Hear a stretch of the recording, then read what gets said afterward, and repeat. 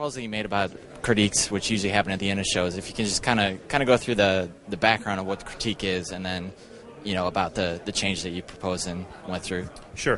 For several years, we've been exploring the different ways to have critique and make them productive rather than necessarily combative or hostile as they sometimes can be. And it's really quick. The critique is happens after the shows. It's with the corps when they get together with judges. That's correct.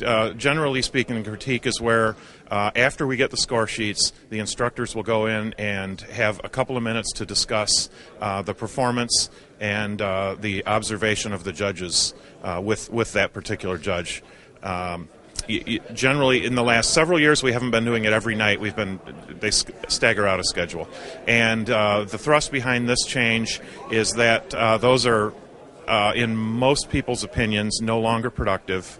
In fact, quite often counterproductive. And we thought that it would be a much better way to go to have a discussion before the show when there's no hostility, we're all fresh, and we can go in and instead of things like, why didn't you think this worked tonight, or why did you have me down as low as you had me, or whatever those discussions might be. Instead, the discussions turn into, hey, we were working on this thing that you and I talked about the other day, and we've taken a different take on it. And so one of the things I'd like you to look at tonight when you see our show is, when we get to this spot, we've addressed it, or whatever the case may be.